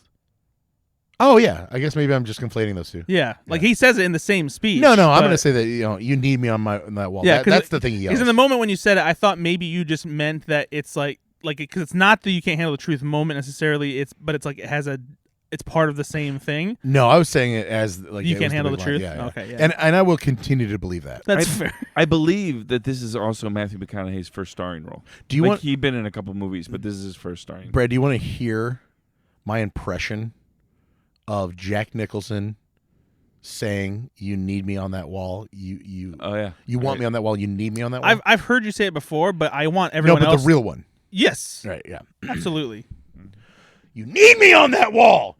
You want me on that wall. You can't handle the truth. Well, first of all, not you flipped the first two lines. It's you want me on that wall. You need me on that wall. So it's perfect. We use words like honor, code, loyalty. We use these words for the backbone of a nation spent defending it. You use them as a punchline. Go on. It's a freaking great speech, by the way. I'm Jack Nicholson. Does he say that? And I approve of this message.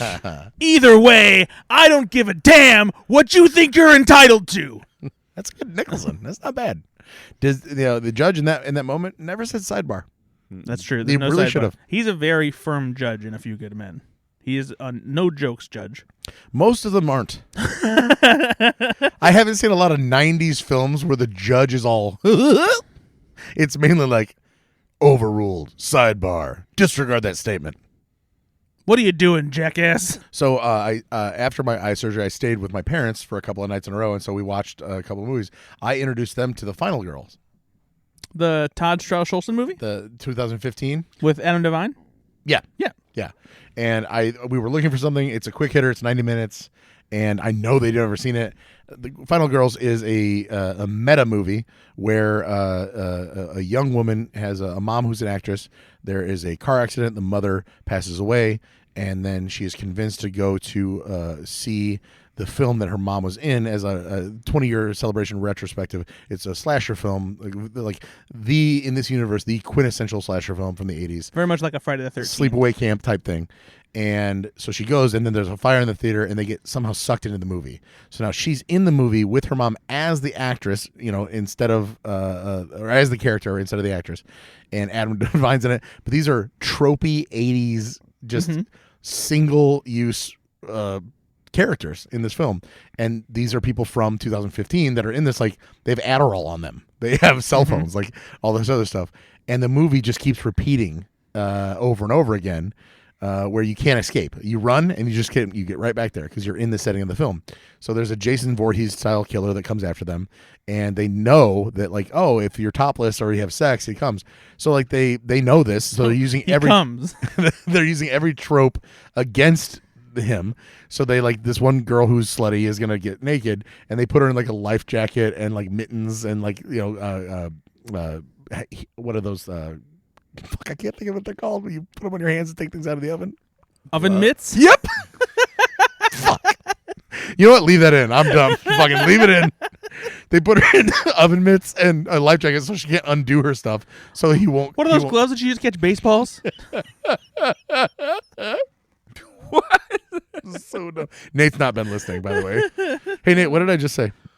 Oh my God, he's watching A Long Kiss Goodnight. He's It was terrible. something about oven mitts. Oh God, Yeah, you're the it's worst. fun. We're Piece of having shit. fun. Anyway, so it was my parents loved it. Like they Awesome. were really. My mom called me the next day, like, your father and I really liked that movie. Like, how'd you know about that? And I was like, well, Brad told me I should watch it back in 9 years ago. What is the film that they made like last year about a film that was kind of like this, where they go back in time to a horror Oh film? yeah, we talked about this when you watched it. Yeah. Totally Killer. Yeah, okay, this is the film you were talking about. Yeah, this is the film we talked about that does that way better. Because I'm like, I think I saw this film, but it was not made in 2015. No, and Adam Devine's awesome. He just plays a horny guy that's like, yeah, we're gonna do it. Like, it's gonna be fine. And everybody's like, calm down. So this is directed by Todd Strauss-Schulson, who directed a very Harold and Kumar Christmas. And he also directed. It's great. Isn't it romantic? One of the things I appreciate about Todd, and I know him personally too. Like I think I've told this story on here before about how I became friends with him by vaguely, unknowingly insulting him online. Oh yeah, he responded. Didn't he? Yeah. But we became friends from it. I know you're best friends. And so it's been really interesting to watch him bring very unique visual style to movies that otherwise maybe wouldn't have any unique camera movements or things like that. For saying that. So my mom specifically pointed out, Nate, pay attention. I'm listening. In this film, the title, right, would say like they're allowed to, like they'll say like, well, let me tell the story about the sleepaway camp, how this happened. And so the dripping kind of like flashbacky stuff happens to them where it's physically in front of them, and then it becomes black and white. And like, why are we black and white? Like, they're using the actual style of the film. That's fun. And then you can trip over the title card. It's in front of you, and it's a physical, like, the next day. Yeah. And you can, it's like extra meta. You have to step over it, because you're in the film, and they know this, and I love. And my mom was like, that was so cool. There's one of my favorite things about this is there's a really cool single take sequence in the house where the camera like zooms and like roams and like does these like crazy movements, stuff like that. Is when they were setting everything up. Yeah. And it's he does some really cool stuff with camera rigs. And then in this movie they're setting things up to like trap the killer. But of course, everything goes wrong, and some of these people that they just met, these characters in the 80s characters, all die because of their shitty Home Alone style traps that just don't work. And that's meta as well, because you're so like in the movie, really like it would work and we're gonna work together, and no, they all fucking die. Like it's a little bit of like Dale and Tucker versus Evil type thing. It's so good. It is. It's a great movie. Really loved it. And then I know that it's not a movie, but TV show. Not really a TV show. I introduced my mother and father to Middleditch and Schwartz. Oh, on nice. Netflix. I know you're a big fan of Thomas Middleditch. But Oh, stop it. That's a guy that because he was in this film, right? I can. Yeah, actually, he was. Oh shit, he was in. Oh Final yeah, Girls he's as in well. Final Girls. Yeah. Shit. No, regardless of his maybe proclivities to be a kind of a weirdo sexually, I don't know. Are we still? Is he It's canceled? just sexual misconduct allegations. Yeah, I don't know. That's It's That's weird. Anyway, still funny. Still middle of sports. I do Netflix, feel like still he funny. did get kind of canceled, right? I don't see him in anything. He got right? quiet canceled. Like Yeah. nobody really said Yeah, it, no, but no, he's like they're not in really casting jail, him in things right? anymore. So he's not canceled. Like I don't think Ben Schwartz is like touring with him anymore. No, he's not. Yeah. It's Schwartz and Friends, Yeah. and it's not with Thomas Middleditch. Anyway, that was it's still those three, episodes that they do are brilliant. They are phenomenal. Brad, I wish that you and I could do that on a local level. Me too. I mean, it's perfect. Yeah. It's exactly what I would want to do for a living. Yeah, Like, it's wonderful. it's really really funny. Nate, I would do this podcast as well if I won the lottery. We would do Middleditch and Schwartz style long form improv to the liking of no one. Right. And then we would also do this podcast. I'm just letting you know. We don't have to. Oh no, we would. Oh, We okay. would. Okay. All right. I would be able The to pay quality you. would probably improve. Yeah. Like, as far as like the audio, not the content. Oh, content would Oh. get worse. Yeah, probably. So I had to be high on coke the whole Yeah, time. I was just gonna say we get a lot better drugs. yeah. Yeah. Have you ever done Go Flix Yourself on MDMA? You're gonna. You ever listen to Go Flix Yourself on On weed? Oh, nice. Have you guys ever done ayahuasca? That's the same voice that you said. Did you guys remember? How do you guys feel about Tom Skerritt? Skerritt? Tom Skerritt. Have you guys ever done ayahuasca? Have No. you? No. I'm very curious about what those more heavy drugs would do to my mind. I want to know what they feel like, but I'm too scared to do Yeah, them. me Oh, I would never. Yeah, I can't even fathom. Yeah. Like just being like having like a out of body experience or Yeah. something, or like on Yeah, mushrooms. people are where, like, like Yeah. Yeah, like I'm very scared of ayahuasca and acid and mushrooms. I won't do coke because I think I'll have a heart attack. It's basically just like edibles and smoking weed. That's I about love it. the idea that like people will be like, oh yeah, but it'll change you forever. And I'm like, yeah, I already don't like a lot of what's going on, and I think it's going to change me for the worse. Yeah, I've what if seen I don't how like it those changes changes? people forever. Yeah. I got a new cardboard sign, and I'm standing out on a corner. I don't want that. Yeah, okay? I'm gonna do that once, and I'm gonna be insufferable like you are about. Oh God! And actually, I would posit that those people are worse than the people that go down the rabbit hole of like bad hard drugs. If you tell me one more time if you say you're enlightened in a conversation with me, I'm gonna want to hit you in the face. We've just become evolved. I'm just really more evolved now. I breathe different, Yeah, no, you just see the world for the way it is now. Yeah, there's just no preconceived notions about people or plants. They'll do that. They'll put two things in the same category that don't belong. I just think of like cars and mushrooms are the same. There's just a oneness Fuck to everything. off. No, I There's get it though. That's what Brad wants. All right, do we have time for anything else? Do we do trailers or a game or anything, or we gotta go? What time are we at, Nate? 137. Are you serious? Yeah.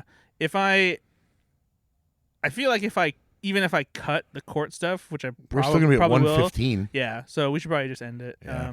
We should do quick trailers though, probably. Can you just find other shit to cut? I think the court stuff is going to be long enough that. Yep. You could also cut. I talked a lot about the plot of A Time to Kill. You could probably just cut a lot of that too. That's like 3 or 4 minutes at least. Maybe, I don't know. I'll figure it out. All right. We could do we could make it a bit where it's like we only have like 30 seconds. We're just gonna hit these trailers really quickly, and then we're gonna get out of here. Doesn't necessarily be a bit, but yeah, we'll be fast about it, I guess. Brad's a hoe. Let's talk about Christmas. What? Why? So, what a weird comeback from Nate. Ho, ho, Because ho. we went from him not listening to being like, I'm gonna make the most jovial joke about Brad and I'm Christmas. excited. I'm excited, guys. We we can talk about some Christmas movies. It's Christmas in July. We have 2 new trailers that we're gonna talk about. But before we do that, Ben's gonna sing the trailer song. Oh, Now remember, it's Christmas in July. oh, sorry. You're right. And I'm listening now. All right, here we go. Trailers don't hurt me no more. Wanna watch some trailers that don't hurt me with Bradford and Nathan no more. He literally just said, "Remember, it's Christmas in July." You're lucky you got a song at all. Were you expecting a Christmas song? Yeah, of course he was. That's why I didn't do it. He's an asshole. Yeah, because you make me do the trailer song. I'm not your fucking little puppet monkey. Yeah, but you made it harder on yourself, and No. you also don't know the lyrics to "What Is Love." You added like words where there are no words Trailers don't hurt me. in the melody. Don't hurt me no more. Jingle bells, watch some trailers. Batman laid an egg. All of a sudden, there's Okay. more to talk about. Let's talk about some fucking trailers. Is that better? It's a try. That was pretty fun. Oh my god. I appreciated the mix of Man, at the least you Batman kinda went with version. the- Trailers play. Are you watching? Mm-hmm. Snow is falling Yes, it is. in my pocket. Oh, where is I pull it all out. Uh-huh. I snort it all up. Oh my god! And now we're talking trailers when I'm on drugs. Oh Jesus, that took a turn. It did. You, There was- you know what, you there was- knighted us. There was a story to tell. Yeah, you There's a knighted us on that story one. to Good tell. for you. We watched 2 trailers for Christmas movies that are coming out later You this just, year. by the way, you just got 3 songs. God, So I'm out for the next fucking month. God You do whatever you want. help us. We watched 2 Christmas trailers. The first one, let's just get this one out of the way. It's called The Best Christmas Pageant Ever. Okay. This is what you would So then we watched Red One. This is what you would call one of those faith-based family comedies. It's from the creator of The Chosen, which is a very popular TV show about the story of Jesus that is really hitting big with the church groups right now. Right, Nate? Yeah, no, I think people like this. Now, Pastor Nate, Yep. this feels like it's a movie that like you and your congregation are just going to have a big Christmas explosion over. Oddly enough, Thanks honestly for the first time in your entire life, you went PC on it. Yeah. You had it locked and loaded. Oh. But thank you. We don't need to get all crass. this is a. By the way, all Christmas crass. I was going to say Christmas jizz. Okay. God darn it. I shouldn't have. You know what? That's my fault. you Nate. pushed him. That's You my pushed fault. him. That's You pushed him. totally my this fault. is all your fault. I am so sorry. I was trying to compliment him and it backfired. Merry Jizmas. Oh my god. Well, somebody was hung by the chimney with care. Oh my God! You laughed. I got it. I'm in. All right. Sorry. So Sorry, Nate. this film's gonna do fine because Nate, this is based on a book. it is. I've never heard of this book. I read this book in school. I think. Yep. Is it a short story or? Yeah, it's a kid's book. It was written in 1972. John Grisham. Yep, by Barbara Robinson. Okay. Again, I remember reading this book in school. I've never even heard of this book. It's gonna be Santa Claus courtroom drama There- by John Grisham. I think our local community theater is actually doing this play. They actually made a play or a musical on this as well. So Okay. in December, it's going to be saccharine. It's going to be fine. It's going to be safe and not great, but it's going to be very Christmassy, and there's going to be a lot of people that like that element. Initially, I was intrigued because I knew Pete Holmes was involved in it. I was like, oh, maybe he'll bring a little bit of like actual levity to it, and it won't feel so hokey. But he really doesn't, and it's not his fault. And Pete Holmes comes from like a religious background, so I think I understand like why he's doing something like this and why it works for him aside from just being a paycheck. But yeah, it's just. It has so much cheesiness to it. Like it just seems like this would be on brand for Pete Holmes 10 years ago. But he's really escalated to like almost an atheist where he doesn't believe and he makes fun of No, religion. I think he's the ayahuasca guy actually now. Yeah, that's fair. He's more of that. But he did the Home Alone film that Mikey Day wrote. Yeah. Home Sweet Home Alone. I feel like this is kind of a little bit on brand for him Okay, fair enough. he's doing the John Ritter like dad stuff now. That's fair. Yeah, Hey, that's true. cash some checks. Yeah, no, I don't. I mean, honestly, like this is the thing that kind of sucks. Is like this is what happens when studios aren't making big mainstream comedies anymore. You know? Well, yeah, we talked about this off air. This budget's what, 10 million probably. Yeah. And you're gonna get church groups buying like tickets in like But if you droves. if you spent 25 million, and yeah, maybe and nothing against Judy Greer or Pete Holmes, but 25 million gets you Sandra Bullock and Ryan Reynolds or whatever, and then you can make a real movie. I mean, and this is what I said off air before we recorded too, is that these movies now exist because there's a big audience for them. That's fair. They're cheap to make, and studios aren't making mid-budget family dramas, comedies anymore. You're right. That's not, to your credit and my chagrin here, that's not the point of this film. Yeah. Right? The point is lower budget, make a lot of money, and Right. And pander to Christian groups. Exactly. It's because there nowadays there are tons of actors like Greg Kinnear and people like that who are doing faith-based movies. Like they're getting more legit actors to do these movies because they're getting paid. Yeah, exactly. And No, there was a film that came out, I think, a couple months ago that it did fine. Didn't make a ton of money, but it did fine. It was it's called The Passion of the Christ. Ordinary Angels. And Hilary Swank. Yeah, it's another Christian film. Hilary Swank, you like Alan Richardson. Reacher. Calm it down. You know what I don't like? Faith-based movies. Alan Richmond's fucking Instagram. Good Lord, turn it off. Stop it. Wait, why? I don't know. He is just so everywhere. It's just. What do you mean? I'm serious. I don't know what you're talking about. I don't either. So he does all. So, hey guys, just wanted to shout out to the crew. Making sure that everybody understands.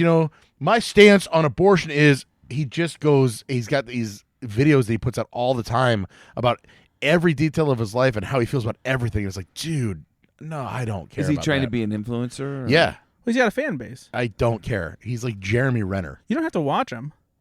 Yeah, why follow him? I love Reacher. It's my guilty pleasure. Leave me alone. Another one that they did. Why do you care if Reacher's around? But they keep on doing these films though, and they do. There was one a couple years ago called Miracles from Heaven with Jennifer Gardner. Again, $14 million budget, box office 75. Guys, I say we just let this be a 2-hour podcast. But these films, we said we were just gonna just cut it down real quick. Hey, you know what? Actually, I'm kind of supportive of that because this is our big super July 4th blowout. You know what? Yeah, this is a fuck you guys 2-hour podcast. Buckle up. If you're a true fan, you'll listen. But it just shocks me because these aren't good films, but they've found the secret success to making money. Yeah, of course. You know who hasn't? A lot of other films. Yeah, seriously. It's true. So yeah, I'm not excited about this. I don't think it's going to be very good. I will definitely see it because it's a Christmas film. I thought it was a Hallmark film, and I was like, why are we watching the trailer for this? Yeah, the quality's not there for sure. It's disappointing. But you know what? Other movie trailer watched that has a $250 million budget without promo, and it looks like it's worth every fucking penny. It's Zack Snyder's The Santa Claus. The Santa Claus. That's what it looks like. That's basically what it is. This movie is called Red One. It is a. And before you continue, Nate, be 100% honest with no levity in your voice. Are you legitimately excited to see this film because you think you're going to enjoy it? 100%. Here's the thing. I'm gonna say. I was not remotely excited about this movie. I knew the premise. I hadn't watched the trailer yet. What got me on board for watching this stupid fucking movie? Let me guess. Can I guess? Well, because I laughed. You lost it in the trailer. I lost it when we watched the trailer to the point where we had to pause the trailer. Go ahead and tell him, Ben. There is and this is the thing I was going to tell you. I said off air. I was like, there's one moment in the trailer where I hate this movie, and it could have been better, and it's for a reason you wouldn't believe. Brad's talking about there is a CGI polar bear. A polar bear henchman. That comes in and threatens Chris Evans' character. Yeah. And it's not that, Brad, for me. Okay. It's the fucking way he saunters in. Like his fucking machismo Goomba fucking. Yeah, that's what makes that's the very most thing that Brad loved. That is exactly why this movie is insane, because you can do a very well-made CGI polar bear that is terrifying and do it. Instead, they're like, this guy is from the fucking New Jersey mob. No, fucking exactly. And that's why I was like, oh my God, yes, give me everything. They made a choice. Thank you. I was literally going to say the word choice. Because his name is Garcia. The choice? Yeah, get Garcia in here. What, you got a problem with us? Yes. What the fuck? Holy shit. And is it voiced by Jeremy Renner? It sounded like it. It did sound like Jeremy Renner. I feel like it's got to be. I mean, he probably was laid up after his snowmobile accident or whatever, and he had to record some voiceover. Well, that's why he was on the snowmobile. Brad won. It's so bad. But it gets better. Does it? Yeah, because Is it the snowmen on the beach scene? the abominable snowman fight scene fucking took it to another level too. I gotta say, I love the device that Dwayne Johnson has that turns toy cars into real cars. That's a cool fucking thing that if I was a kid, that would blow my fucking mind. That's okay. That's number two. That's number two problem for Ben. Okay. You don't want kids having fun? No. Using their imaginations? Okay. Yeah. Let's make a life-size fucking Matchbox car. Oh, I'm sorry. Is there not an internal combustion engine inside of Matchbox? No, there's not. As somebody, that's fucking bullshit. Yes, as somebody live in the universe you build. Yes, as somebody who loves logic nitpicks. This is a Ben's Brad right. nitpick. This is a Brad nitpick. That would be just a big die-cast metal car with no engine and uncomfortable plastic seats. Yep. And the steering wheel wouldn't move. No, the wheels wouldn't either. No, and a Wonder Woman doll would not. Yeah, that would be a sex doll with no opening for Chris Evans' character. And he's okay. Well, I don't see the problem there. So, Brad, are you going to see this film? Yeah, of course. Oh, I'll be there. Is there something before opening day? Yeah. Because I'll be there then. This is going to be amazing. This is like better than Venom. If the movie has anything half as good as Garcia the Polar Bear, I mean, I'm all in. Yeah. You've got jacked J.K. Simmons playing Santa Claus. Yeah. Oh, my gosh. You've got The Rock doing whatever. I don't care about The Rock at all. Pissed in a water bottle. Oh, gives a shit about The Rock. My God. You know what? You jumped the shark, buddy. Go take your $7 Don't you and feel go like home. a little bit like he's I'm over him. Over him. Just from all the stories of him and Vin Diesel being equally pieces of shit on set. It's like, fuck off, man. Like, you've got your millions. Go voice Moana 2. But do you know what films I love that I hope this kind of models after in the tone? It won't, but what? Jake Kasdan's Jumanji films. He's directing this. Now that's as well. fair. The director does know what he's doing with these. And so kind of if he more can meta. I love the Jumanji films. I think they're so much fun. I think they're fun. I don't know if I love them. I do. but- No, they're good. They're fun. not bad. They're not bad. They're very fun. And Brad, are they good or bad? They are okay. Are they good or bad? They're okay. Come on, man. No, they're okay. They're not fine. They're okay. what about Walk That's even Hard? worse than fine. I think the first one is very entertaining. I think the second one overstays its welcome. Fine, but they're better. They're more good than bad. If you were a Rotten Tomatoes critic and you had to say it's either good or bad, which one is it? You would say good. I know you would. Jake Kasdan also. You don't act and say these are bad films. You'd say there's a lot of bad in here, but it's mostly good. Okay. Jake Kasdan also directed one of my favorite films from college. Orange County. Yeah, love it. Yeah. Love it so much. Orange County's good shit. I trust him as a director. I think he's like a lot of the films. They're not great films. They're good films, and I enjoy the films. He learned great lessons from his father, who is a legendary screenwriter and director in his own right. Yeah. So there's enough. Who is he, Nate? Lawrence Kasdan. Thank you, Ben. What else has Lawrence Kasdan made? Lawrence Kasdan is real big up in the Star Wars universe. That's true. What else?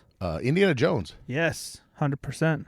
That's all I got, buddy. Okay. Yeah. I was gonna say I'm overstaying my welcome here after those two. Okay. No, it's good. It's very good. He also, wrote the Big Chill. Cool. You haven't seen The Big Chill? Never seen it. It's very good. It's a great movie. Sounds like an assignment. Maybe better than like a sweltering rape movie. I'll put it this way: it's a movie Nate would assign you. Shit. Have you seen The Big Chill, Nate? I think so. Is it really sad? Yeah. No, never mind that. I don't want to watch it. Will somebody next time just give me a movie that doesn't like make me feel horrible about Edge the 17 world? didn't make you feel horrible about the world, did it? Oh, that's fair. Yeah, that's fair. Nate, I'm talking to you, buddy. I'm just specifically talking to you. No more Weatherman. Weatherman's a good film. It's pretty good. Red One. We're all seeing it. Red One. For very different reasons. Nate's on just- board just because it's a Christmas film. Man, Brad and I cannot wait to venom the shit out of this one. I was floored by that fucking that polar bear. bear. Man. He comes out of nowhere. Like, seriously. And you're like, what the fuck is It just this? changed my whole perspective of what the movie could be. Because I didn't know that Brad had not seen the trailer first. I thought he had already seen it, so we watched it at my house. And like when that happens, he laughed so organically. I was like, "Wait, have you not seen this?" He's like, no. Yeah, I had. So good. It was. Oh man, I was just totally taken aback. Oh, so good. Stupid Red One. Yeah, that's it for Christmas in July. Yeah, hey, we're looking forward to the holidays. Woof. Yikes. Well, thanks for tuning in to it is this- especially An extra long episode. this We know. super-sized You did it. episode. You did it. Yeah. But We- it's They've you know what? honestly, they've been longer lately. And Yeah. I think we gotta reel it in. But like, I don't know. I'm just so obsessed with how funny we are. Because they've been clocking in at like an hour 20, almost an hour 30. How about next week? We'll try to do a cool hour, just a cool. You know hour. what? No matter what, we'll cap it at 59 minutes next week just to get a cool I breezy, will have a easy one. timer and Yep. actually listen Yep. next week. Yep. Brad will talk, Nate will listen, and I'll be there. I think that's where we spend most of our time is repeating stuff for Nate. That's what it is. A lot of the editing is just like, ugh. We listen intently to your fucking court story, and you can't even listen to us talk about our things. Ben if you're gonna edit that out, you're gonna have to edit that out then. Ben was If you didn't hear a enraptured. super long court story in this episode, You're welcome. You're welcome. By the way, I was ready to move on from that story. Ben, I'm had sorry. I 1,000 was questions. so invested. You were into it, and that's why I felt bad because I was like, "Well, I don't want to like ruin this." Because like, I was just that's an off the air conversation for sure. That's fine. We'll delete it. It's nobody wants to hear any of our Yahoo conversation. Delete the one about Finn and you know what? I might no, because then it's gonna make the episode look longer. I was gonna say maybe I'll put the court story at the end of the episode, but it's just gonna make it look like a long episode. Could you edit in and be like, "Hi guys, this is Brad. I'm editing right now. If you want to listen to a ridiculously stupid, doesn't matter to the podcast court story, the time code you need to jump to if you don't want to is here." So then people could jump ahead. I could, but the problem is that if people go to look at the episode, like the total runtime is still going to be fucking, Just saying the fucking total. almost cut it as out. long Nobody as the time cares. to kill. Nobody gives a shit. That's fair. Nobody cares about us. Well, if you heard this part of the podcast, then you're missing a great court story. Maybe Nate will tell you one time. Hey, Ask me in person. this has been it's I got subpoenaed. this is a good episode of the podcast. Not a bad one, a good one. I'd say it's okay. I feel like it's been mid, but Mid. What are you you're the one with kids here. It's mid. No cap. Jesus. We're just fam here, guys. Oh, well, on that note, bye everybody. Bye.